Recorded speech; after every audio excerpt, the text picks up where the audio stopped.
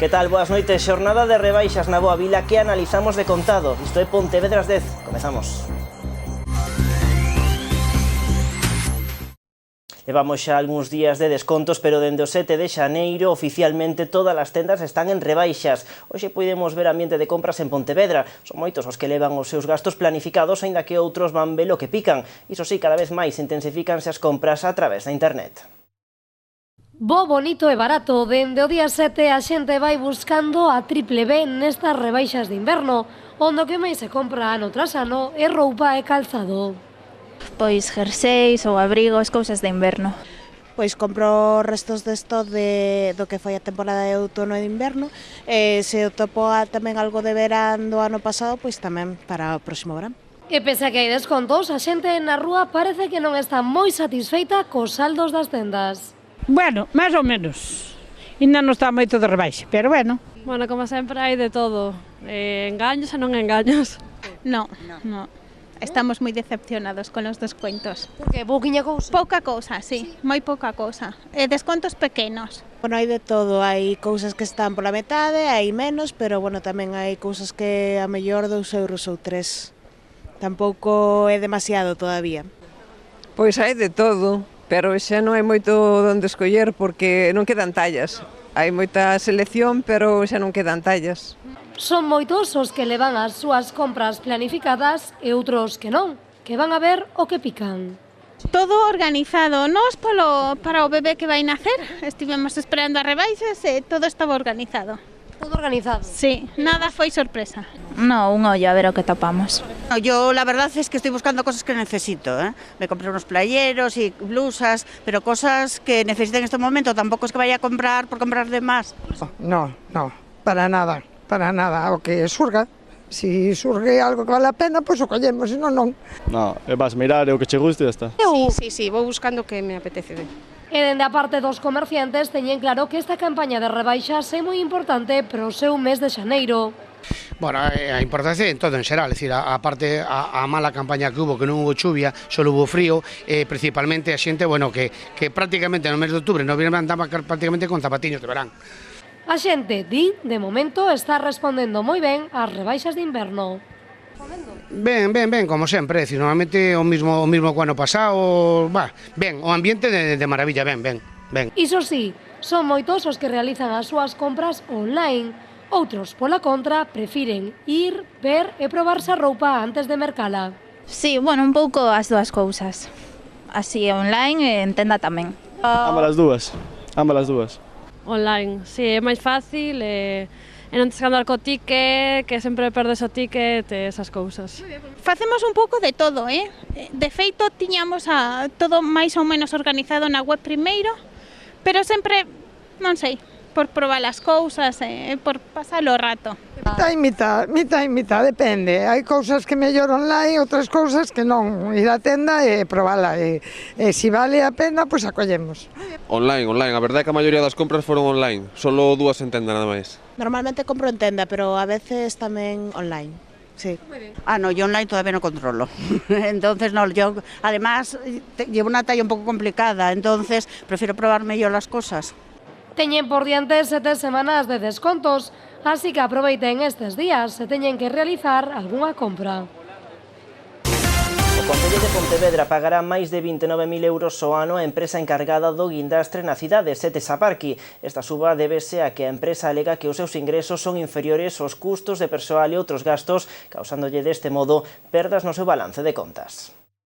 A evolución é clara dos 4.851 coches que retiraba a empresa Setex Aparqui co seu guindastre no ano 2011 pasan aos 2.907 coches retirados no 2017. Con estes datos sobre a mesa, a empresa encargada deste servizo alega que os seus ingresos son inferiores aos custos de persoal e outros gastos. Por esta razón, a Xunta de Goberno Local acordou aumentar en máis de 29.000 euros o pagamento que se lle realiza a esta empresa anualmente. Entendemos que si efectivamente ten perdas, por tanto, lle comunicamos que sí, que é certo, pero evidentemente a empresa pide moito máis que estes 29.700 euros, non teño aquí a cifra, pero falaba dun 23%, unha cousa así de perdas, pero bueno. En todo caso, o que acordamos hoxe, que isto dará xa máis de sí, é o inicio do procedimento de mantimento do equilibrio económico da concesión. A empresa reclamou un 23% do contrato de máis de 560.000 euros, pero o Concello dixo que esta suba de 29.700 euros anuais é suficiente.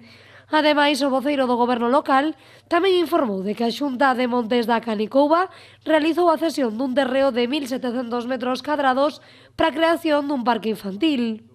Quer decir que aquí o que se vai facer fundamentalmente é un parque infantil. É dicir, o sitio mellor que había para facer un parque infantil é esa finca propiedade da Xunta de Montes. Entonces, pois, se falou con eles e entonces, pois, en asamblea acordaron, na última asamblea, acordaron facer unha cesión de uso desta parcela, non? González lembrou que no último ano naceron nesta parroquia pontevedresa de 250 habitantes 5 bebés. Raimundo afirmou que se creará un parque infantil neste espazo e vai a estudarse a creación dunha pista para a práctica deportiva como o fútbol 7. 9 candidaturas optan os premios Cidade de Pontevedra neste 2018. 4 deles enmárcanse na categoría de persoas físicas e outras 5 na de persoas xurídicas. Estes premios entréganse como cada ano nun pleno extraordinario de honra que terá lugar no Teatro Principal o vindeiro 20 de xaneiro. 9 son os finalistas nesta nova edición dos premios Cidade de Pontevedra. Na categoría de persoa física, os finalistas son Víctor Pedreira, psiquiatra e activista na defensa da sanidade pública, Pablo da Pena, triatleta, Javier Cova, cirurxano pediátrico no Hospital da Paz, María Luz Fernández, presidenta da Federación Veciñal Boavila, e na categoría de persoa xurídica están a Escola de Xadrez de Pontevedra, a Clínica Médico-Estética Trini Maquieira, Landín Informática, a Mancomunidade de Montes Común do Concello de Pontevedra e a Festa HQR. Os premios que levan o nome da cidade entregaránse como cada ano nun pleno extraordinario de honra que se desenvolverá no Teatro Principal o 20 de xaneiro, día de San Sebastián, patrón da cidade. Un ano máis volve o Stock Pontevedra ao recinto feiral da cidade, unha cita que terá lugar os días 2, 3 e 4 de febreiro e onde os comerciantes teñen a oportunidade de poñer á venda toda a súa oferta de oportunidades. Unha cita onde poderán participar todos os comercios que estean dados de alta no imposto de actividade económica, ter establecemento aberto ao público e poñer á venda os produtos propios do seu establecemento a un prezo máis vantaxoso para os consumidores. Os asociados ao Centro Comercial Urbano Monumental e a EMPE terán un 25% de desconto. Tempo xa para repasar outras das noticias do día en Pontevedra.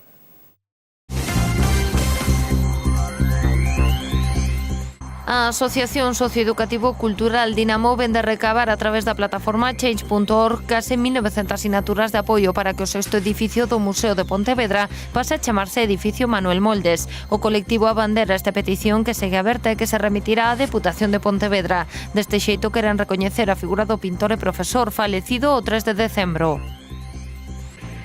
O Concello de Vilagarcía adxudicará próximamente os traballos de substitución das varandas do estanque do Treito do Río ao seu paso polo Parque de Axunqueira. En concreto, será comprendido entre as pontes de Vistalegre e Doutor Tourón. Esta actuación conta cun orzamento de case 100.000 euros e será adxudicada despois de estudar as 9 ofertas presentadas. Pontevedra sitúase como a terceira cidade de Galicia cos prezos de aluguer máis elevados. As tarifas subiron un 7% no 2017, deixando o prezo medio en 6,10 euros por metro cadrado. Así as cousas, a renda media que se paga está a 3,60 euros o metro cadrado, máis barato que no conxunto do Estado. Só en 5 comunidades autónomas as contías son máis reducidas. Un xurado externo decidiu esta mañá os premios da segunda gala do deporte Poio Móvese, unha cita que terá lugar o día 3 de febreiro, momento no que coñeceremos os nomes dos gañadores. A segunda gala do deporte Poio móvese xa quenta motores. Esta mañá reuniuse o Consello Municipal de Deportes e os membros do xurado externo para decidir quenes son os gañadores desta segunda edición. A ser o premio Poio móvese é facer un recoñecemento a aquelas persoas, entidades ou asociacións que de alguna maneira traballan e están vinculadas co tecido deportivo do Concello de Poio. Dende o Consello Municipal de Deportes se fixeron propostas e agora, pois por decisión de todos, temos un xurado externo pois para decidir cales van a ser os gañadores desa proposta. E para poñerlle un pouco máis de intriga e, sobre todo, para que tamén todos poidan ser promocionados os nominados, vamos a desvelar o nominado o mesmo día da gala, que vai a ser o 3 de febreiro. O obxectivo de non dar a coñecer os premiados ata o día 3, o propio día da gala, está claro. O motivo, pois promocionar a todos, que todos poidan ter unha promoción, os gañadores, máis os que saíron nominados, e de alguna maneira dalos a coñecer, e que recoñecelos a nivel de Poio e tamén fora de Poio, porque están facendo un traballo importante. O único premio que xa é por todos coñecido é o premio especial, que nesta ocasión irá parar á Asociación Deportiva Cultural de Lourido. Que ese foi elexido por o Consello Municipal de Deportes, e se pode desvelar, que é un premio a unha trayectoria deportiva, a un traballo, os nominados, bueno, neste caso os nominados non, os gañadores foi a Asociación Deportiva Cultural de Lourido, por eses xogos de Lourido que ademais xa veñen con máis de 20 anos de tradición. Na categoría masculina hai 2 finalistas. Un deles é Rafa Fuentes, outro é Iván Silva. Rafa Fuentes na modalidade de atletismo pola súa trayectoria, Iván Silva, que é un culturista veciño de Poio, de Campelo. Na categoría femenina son 3 as finalistas, que estaría nominada a presidenta da escudería Buxa Motor, Noemi Blas, por 37 anos de trayectoria detrás do mundo do motor, 2 palistas de Calla Polo daqui de Poio, que tamén foron propostas, unha das xogadoras do Poio Pescamar, Carolina Agulla. E na modalidade de entidade deportiva son 3 os nomeados. Que o Poio Pescamar, por esa trayectoria, por ese traballo pola base, por todos os méritos conseguidos, a Asociación de Lourido, que tamén saliu nominada dentro da categoría de entidades, e despois tamén está a escudería Buxa Motor, por esa subida a excusa e por ese traballo. O xurado estivo composto por xornalistas deportivos de medios escritos que cubren habitualmente a actualidade deportiva do Concello de Poio. Si, o xurado externo se escolleu polo Consello Municipal, se fixemos unha proposta de que foran xornalistas deportivos que estiveran moi vinculados co tecido deportivo do Concello de Poio, e que eles sexan os que decidan o fallo final, e dende o Consello Municipal de Deportes trasladar cal foi a nosa votación máis votada, e logo que decidan eles. Pese a que o Concello e o xurado xa saben quenes son os gañadores desta segunda edición, o resto teremos que agardar o día 3 de febreiro para saber quenes son os premiados neste 2018. Marchamos, pero a actualidade continúa en canalriasbaixas.com, unha páxina que, por certo, estrea hoxe nova imaxe moito máis atractiva e cómoda para o usuario. Graciñas pola súa atención e deica mañá.